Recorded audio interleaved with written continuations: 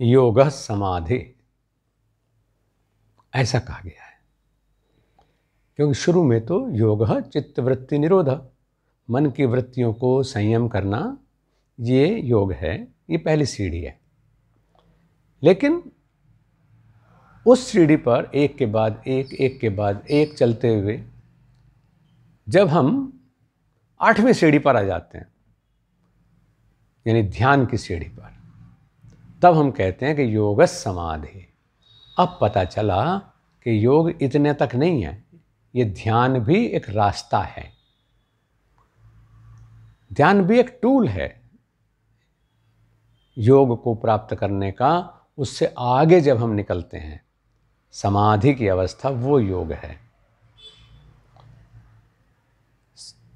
योग के लक्ष्य को पाने के लिए हमें ध्यान का सहारा लेना होता है, और ध्यान तक की जो स्टेज है साधक की, वो ये है कि वो इहलोक और परलोक दोनों के बीच में खड़ा हुआ है। वो यहाँ पूरी तरह से संभल गया है लोक में, और इतना बैलेंस हो गया है कि उसे जो इहलोक के बाद परलोक की यात्रा है, यानी समाधि की यात्रा है, उसमें कोई दिक्कत नहीं आएगी। जब तक दुनिया की चुनौतियाँ, दुनिया के थपेड़े, वासनाओं के बंधन, अधूरी इच्छाओं के कुंठाएं हमें जकड़े हुए हैं, तब तक हम न तो ध्यान का आनंद ले सकते हैं और ना ही हम समाधि को प्राप्त कर सकते हैं। इसलिए ये सारे जो बताया कि 7 सीढ़ियाँ पार करके 8वीं सीढ़ी तक पहुंचना है, वो इसीलिए होती हैं ताकि हम इधर से निश्चिंत हो जाएं। झमेले में फंसा हुआ आदमी से हम कहें तुम ध्यान कर लो, तुम मुक्ति की तरफ चलो, वो नहीं चल सकता। उसके लिए पहली जो ज़रूरत है, पहली आवश्यकता है, वो इस बंधन से मुक्ति की है, यहाँ से छूट जाएं हम। भूखे व्यक्ति को अगर ज्ञान की, ध्यान की, मोक्ष की बात बताएं, उपदेश करें, तो उसके लिए वो निरर्थक है, व्यर्थ है।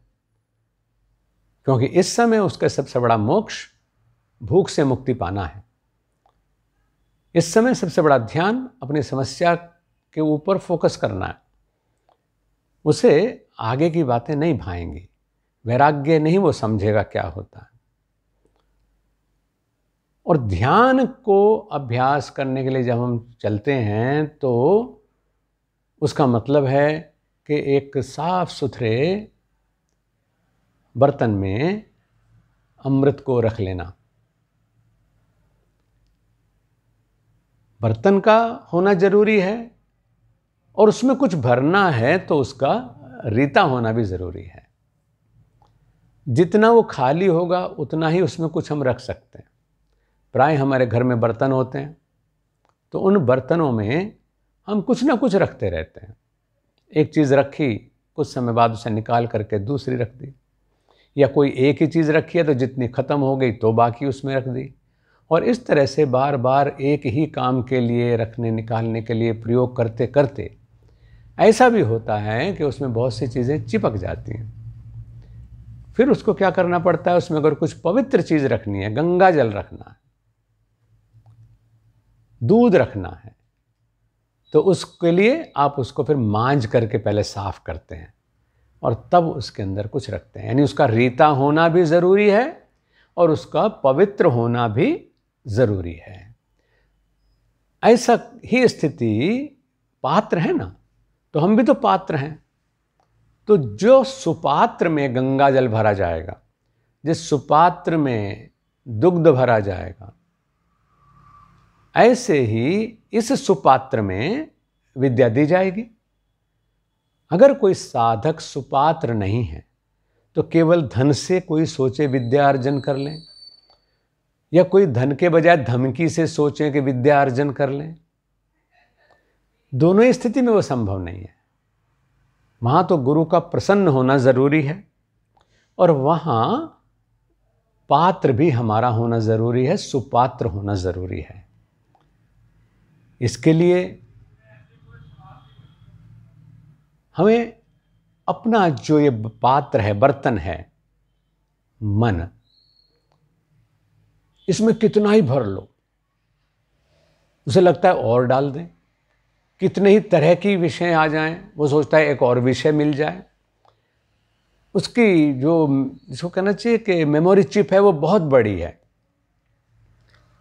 और उसके अंदर इतना फिर भर जाता है कि हम या तो उन्मादित हो जाते हैं या पागल हो जाते हैं, निर्णय शक्ति खत्म हो जाती है, विचारने की और सही फैसला करने की शक्ति खत्म हो जाती है, चीज़ों को ठीक से देखने, समझने, परखने का विवेक हमसे छिन जाता है और परिणाम होता है कि डिप्रेशन, परिणाम होता है एंग्जाइटी, परिणाम होता है पागलपन, परिणाम होता है घात, चाहे वो आत्मघात है और चाहे दूसरों को घात कर देना है।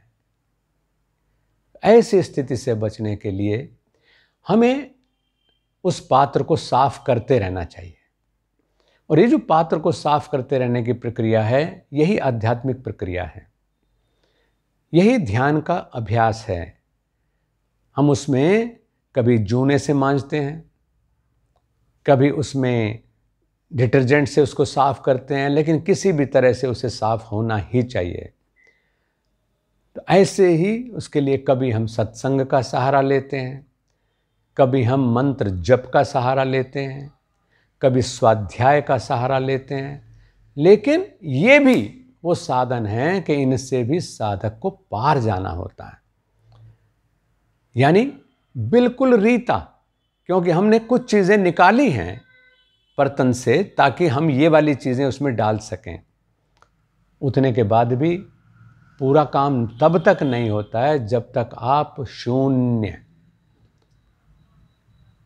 उस अवस्था में नहीं आए, यानी आप ठीक से खाली जब तक नहीं हो जाएं, जब तक एक भी तृष्णा बाकी है, जब तक हम निश्शेष काम नहीं होते हैं, तब तक हम रीते नहीं माने जाएंगे। प्राय हम ढोंग करते हैं, अनजाने में लग तो रहा है कि हम ठीक कर रहे हैं। मैंने आप नहीं कहा है, मैंने हम कहा है, मैं भी उसमें सम्मिलित हूं, क्योंकि ये अलग बात है कि आपसे ज़्यादा बार वो हो जाता हो, मुझसे कुछ कम बार हो जाता हो। हमें ईमानदार होना चाहिए। हमारे अंदर कभी अहंकार पनप जाता है, कई बार तो इस रूप में पनपता है कि तारीफ सुनते सुनते गुरुजी बड़े पोलाइट हैं, गुरुजी बहुत विनम्र हैं, देखो जी मतलब कितना साधारण तरीके से रहते हैं, यानी अहंकार तो इनको छू ही नहीं गया है। लेकिन ये सुनते सुनते कि मैं, अच्छा मेरा अहंकार ख़त्म हो गया, तो इसी बात का अहंकार पैदा हो जाता है कि मैंने अहंकार के ऊपर नियंत्रण कर लिया है। तो इसलिए साधक को बहुत चौकस दुधारी तलवार पर चलना होता है। बहुत भटकने के चांस, जितना ऊपर जाएंगे उतना गिरने की जो संभावनाएं हैं और चोट खाने की संभावनाएं वो बहुत ज़्यादा हो जाएंगी।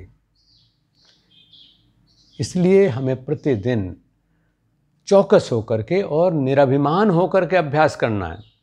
प्रशंसा से बिल्कुल भी तो प्रभावित नहीं होना है, बस ये लगे कि ये मोड़ भी आया है, यात्रा अभी आगे तक चलनी है, ये बात ध्यान रहे। और मैं देखता हूँ कि इस प्रयास में जो हम अभ्यास करते हैं, साधारण तौर पर मुझे मिल जाते हैं बहुत से साधक ऐसे कि वो चाहे वो प्रकृति के संपर्क में जा रहे हैं, चाहे वो ध्यान का अभ्यास कर रहे हैं। यानी ध्यान के अभ्यास के लिए भी हम टूल्स, लौकिक टूल्स को पकड़ते हैं। कैसे विडंबना है, नश्वर को हम सोचते हैं कि इससे हम ध्यान का अभ्यास कर लेंगे। ध्यान का अभ्यास तो भीतर घटित होना है, उसकी एक छोटी सी सीमा है। हम प्रकृति के संपर्क में आते हैं, निश्चित रूप से प्रकृति वो माँ है जो हमें अनुकूलता दे देती है, लेकिन वहाँ भी हम अपने टूल्स और गैजेट्स को लेकर के जाते हैं। चाहे तो भजन सुनते हैं, चाहे वो हम हरियाली को देखते हैं, हम पक्षियों के कलरव पर ध्यान देते हैं, ये बहुत अच्छे साधन हैं। लेकिन वहाँ पर भी हम जो रिकॉर्डेड म्यूज़िक है उससे अपना चंगुल नहीं छुटा पाते, वो हमारे कानों में गूंजता रहता है। और फिर क्या होता है कि अगर उसे निकाल भी दें कान से इंस्ट्रूमेंट को, ईयरफोन जिसको आप कहते हैं, तो फिर वो अंदर ही अंदर उसकी रिप्लिकेशंस जो हैं, गूंज, अनुगुंजन वो होता है, उससे हम छूटते नहीं। तो इसलिए थोड़ी देर के लिए पहले कुपात्र ना हो, यानी पात्र को अच्छा बनाएं, उसमें अच्छी चीज़ रखना देखें, और फिर उसको पवित्र, यानी उसको जितना हो सके शुद्ध हो जाए वो हम पात्र, हमारा मन। और फिर एक चीज़ है कि बिल्कुल रीता, कोई मंत्र उस समय ना हो, यहाँ तक कि हम हालांकि भजन करते समय कहते हैं कि आखिरी समय पर तेरा ध्यान हो, आखिरी समय पर ये मंत्र मेरे सम्मुख हो, लेकिन नहीं, आखिरी समय पर भी अगर आखिरी समय शरीर का भी हो रहा है तो जू की त्यों धर दीनी चदरिया, कि उसमें बिल्कुल शून्य अवस्था हो, निशेष काम हमारी अवस्था हो। और उसका अभ्यास सबसे अच्छा ये कि थोड़ी देर प्रतिदिन इसको मन को रीता करके बैठने का अभ्यास करें। मन कुछ दिन जो अन्य साधन हैं उनको ज़रूर लेकर के चलिए, क्योंकि वो थोड़ी दूर तक हमारी मदद करेंगे, लेकिन उसके बाद रीता होना बहुत ज़रूरी है। रीता होते ही सुपात्रता आ जाएगी, उसके अंदर जो दिव्य शक्तियाँ हैं उनका वास होना शुरू हो जाएगा। और उतनी देर तक जब वो रीता होगा तब बुद्धि को भी आराम मिलेगा, क्योंकि उससे परे जाकर के बुद्धि है, मन से परे जाकर के बुद्धि है, उससे ऊंचा स्थान उसका है। उसको शांत होने का मौका मिलेगा। जब उसको शांत होने का मौका मिलेगा तब जाकर के हम कहते हैं कि दिव्यत्व पर दस्तक दे पाएंगे, योगस्थ होने की अवस्था हमारी होगी। और ये अवस्था कल्पना नहीं है।